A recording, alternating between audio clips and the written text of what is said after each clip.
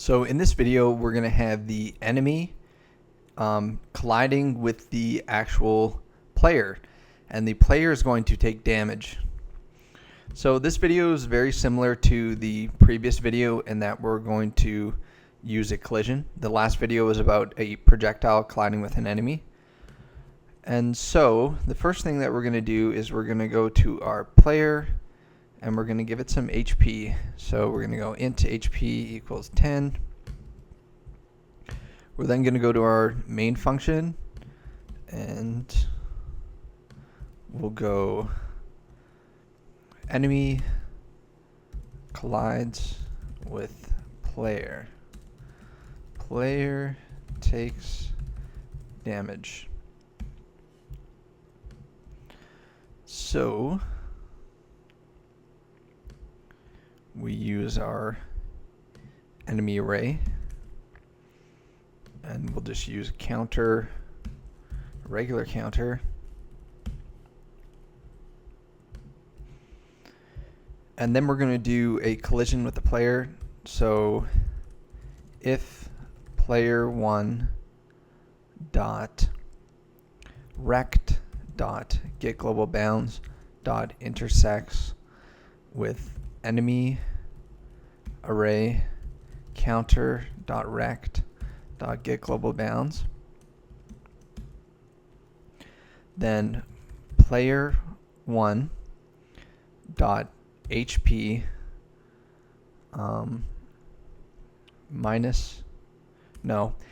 HP minus equals enemy array counter dot attack damage.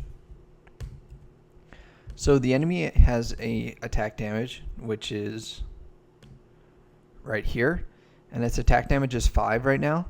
So let's just change that to 2. And so now when the enemy collides with the player takes damage, so that should be working. But it's just going to be like sort of running on to the player, and every single frame it's going to keep taking damage. So we might want to have like a little timer. So we're going to copy this code, but we're going to use a different clock for it. So we can only take damage on a certain interval of time, so it won't spam us with instant death. So let's make it 0.5, and we're going to use elapse 2 and clock 2. So we'll just create a cout that's going to show player1.hp.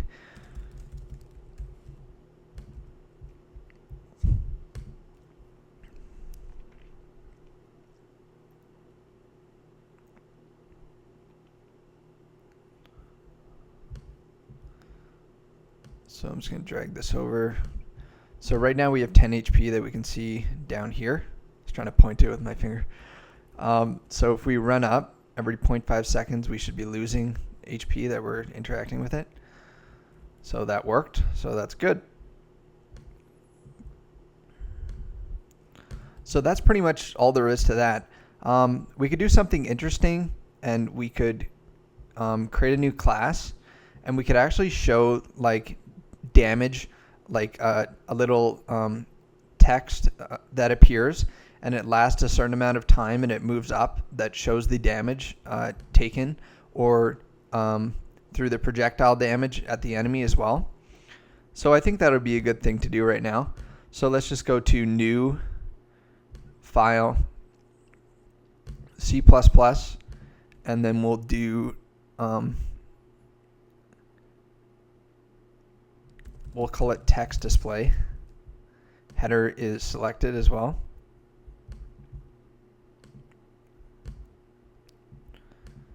So we have text display here, and this is going to inherit from entity.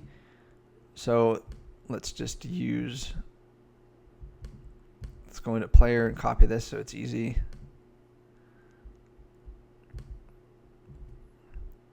This is called text display, inheriting from entity, and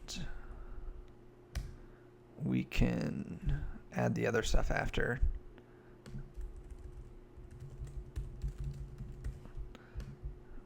I'll just comment these out for, we can leave update. We'll go into player.cpp and we'll copy the stuff.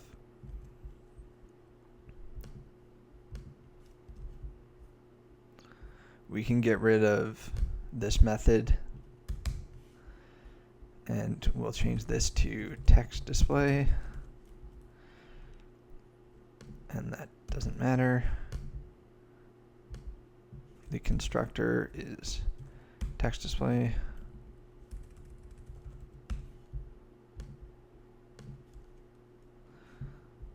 There's no sprite we're going to be using, and I don't really think we need these recs either.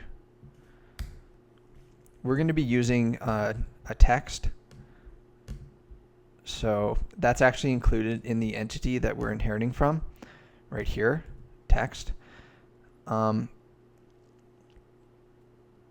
So how about we create a string? We'll just call it type string, and we'll name it my string. We'll set it equal to nothing really. We could set it to, let's just say default, because we're going to be changing it, and that way we'll be able to see it. Go to main. So let's create our vector array. So we can just steal one of these.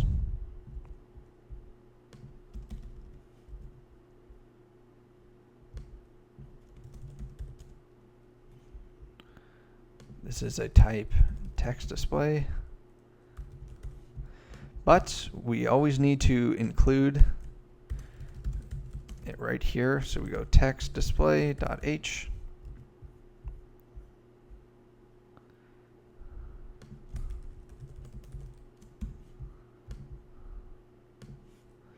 And we can set the iter. Let's just try 8 for some reason. Text display array.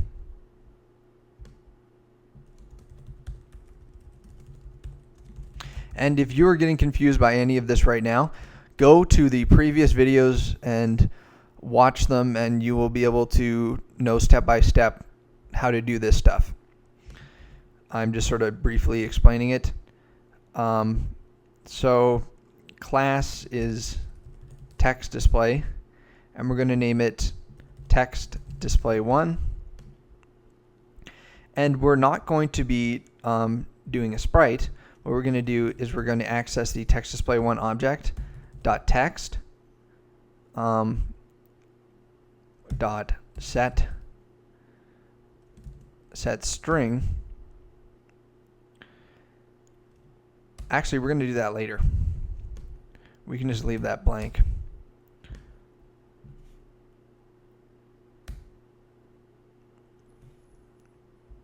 The position, and that is a pushback. So it is text display array pushback text display 1.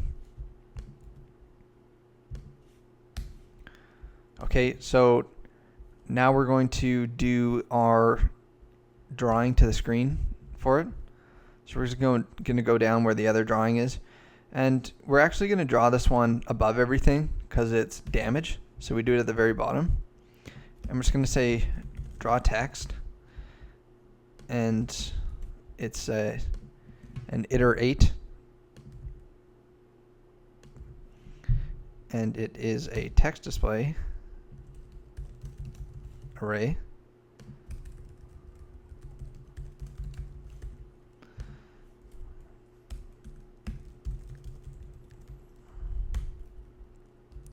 And we're going to access it, so we go text display array counter dot text. So we go window dot draw.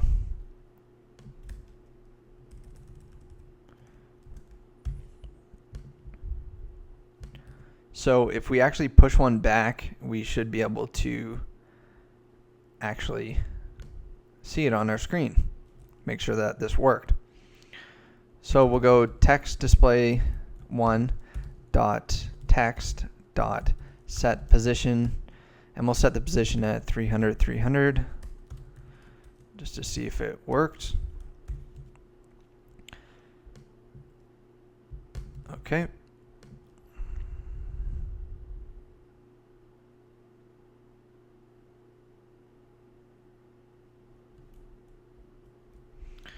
And I think we need to initialize some stuff like the font color and stuff like that. So let's just view this right here. And we're going to include this in the constructor for text display. So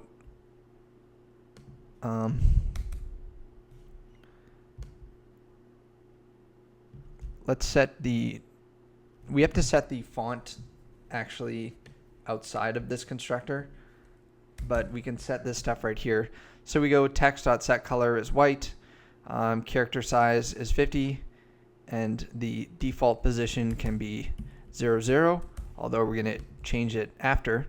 So we're going to go to our main, and we are going to go down to where we created that, and we're going to set the font. So we go text display 1 dot text dot set font, and we're going to name it font because we set that the sensations as font up here. So now we have font, and this actually should show up now.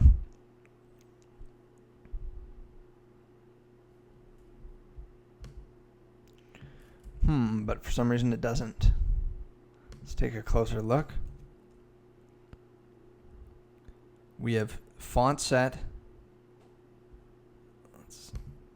We have the color set, the character size. Let's try taking this out of here, because sometimes the constructors, they don't run properly for some reason. So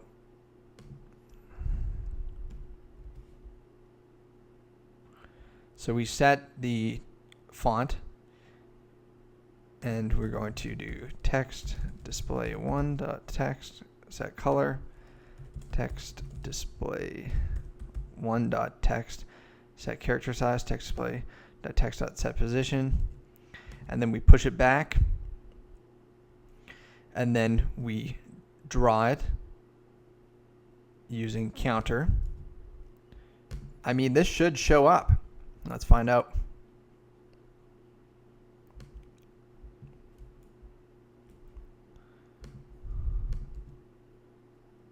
Oh my God, I may be retarded. We forgot to set the string. That is just sad. So text display 1 dot text dot set string, and we will just do this, and actually we can set it equal to my string, and we will put all this stuff into our constructor.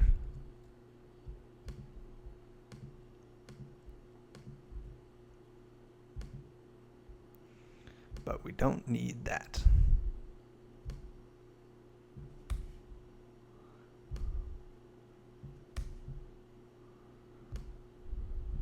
So now it'll show up. That was so idiotic. There we go, default. Okay, so we have that working. So we can push back these whenever we want. And you do have to set the font outside of the actual class. So let's just go to whenever we have a collision, let's say the projectile collides with the enemy, and here we're subtracting HP. Let's do a text display, and we're going to push back this, but we're going to do text display 1 dot text dot set string, and we're going to set the string as how much damage is being done. So we're going to go projectile array counter dot attack damage, but we need to actually do a toString. So because right now it's an int. So we're setting the string, and we also need to set the location. So we have text display 1 dot text dot set position, and then we're going to do the position of the enemy, because the enemy is being hit. So we go enemy array counter 2 dot rect dot get position dot x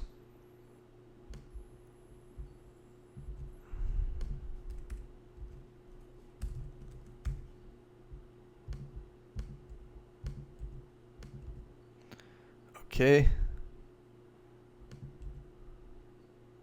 So let's try that out.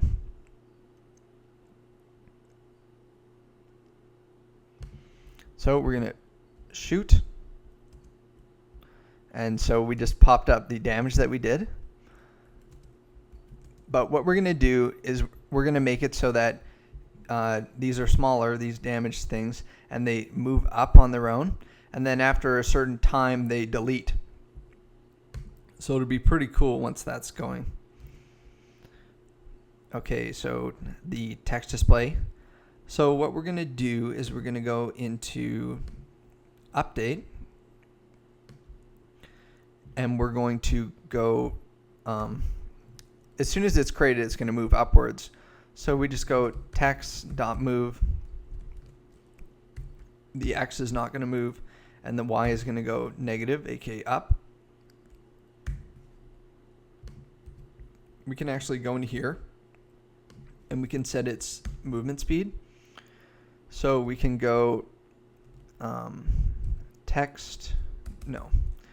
we go int, float's fine, movement speed equals 1, and then we can set this as movement speed. That way we can change it from our header file easily. And then we're just going to create a counter.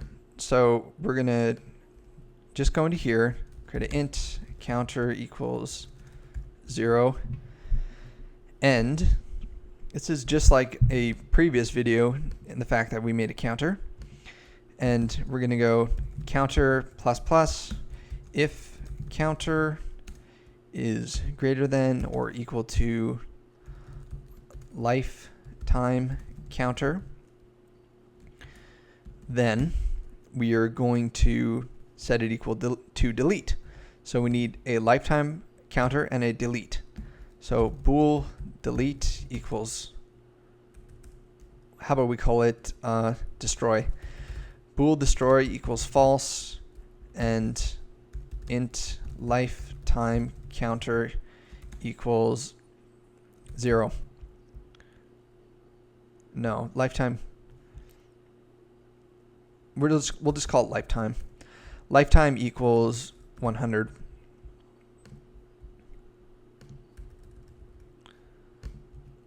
So if our counter is greater than the lifetime for how long this thing is going to live, then what we do is we go destroy equals true. So we need to actually be calling this update. So we're going to go into where we were drawing stuff, and we're going to go text display, not display 1, text display array, and then counter dot update. So you need to make sure you do that, or you're going to be like, why isn't it working? Well, it's because you didn't call your method. So you got to pay attention to that. what else do we need to do? Oh yeah, we need to make it so that if destroy happens, then we actually delete that specific text. So where our other delete things are, we'll just add that in here. We'll write delete text display, and we'll just say if text display array counter dot destroy equals true, then our text display array dot erase, and then we use iterate, and then we're just going to break because we don't want to get some memory errors. That would be bad. Okay, now it should be lasting for the 100 counter lifetime and then be destroyed when we hit something. So there. Okay, cool. So maybe it should be moving a little bit faster upwards, and our font size should maybe be a bit smaller. So let's make it a green. We really don't need to set the position in there. This is our default string. Actually, we can leave it as a default. No, it probably is already at 0, so it's not necessary. Let's change our movement speed to be 2.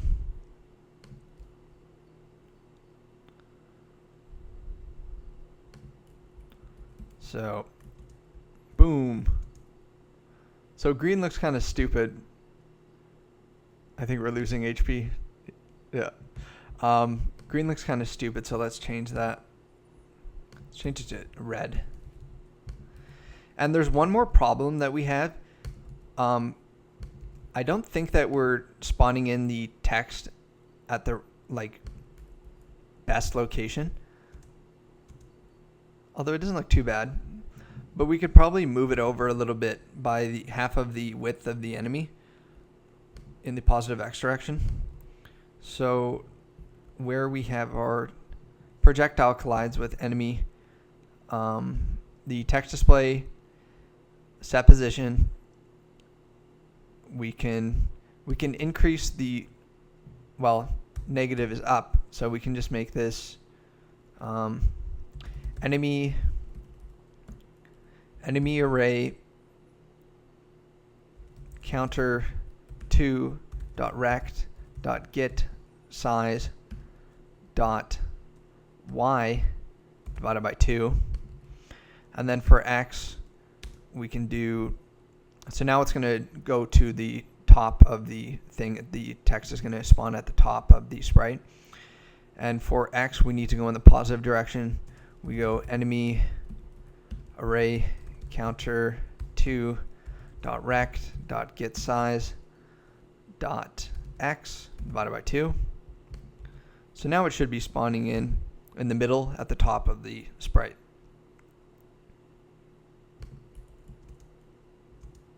I think it is. We can make our, just for a minor adjustment, our projectile. I think it'd be best if we increase its lifetime. So let's just make it 50, so it kind of goes to the end of the screen.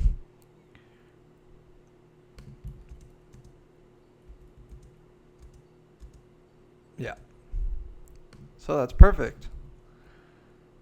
So this is a long video, but the next thing that we could do is we could just let's just copy this, and let's have it so that when our player takes damage, that we also show it with a text display. So we're setting the string, but this time we want it to be the player. So we write player 1. No, wait a second. No, that's not right. We want it to be enemy array counter dot attack damage is the new string, and the position should be the player because the player is taking damage. So player 1.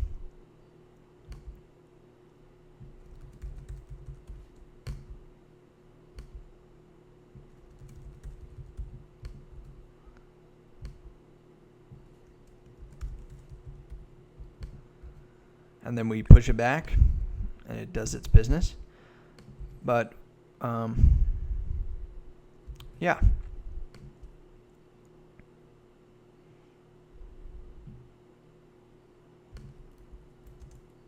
So if we run into this guy, it should be showing damage that we're taking. So that's pretty sweet. That's pretty cool.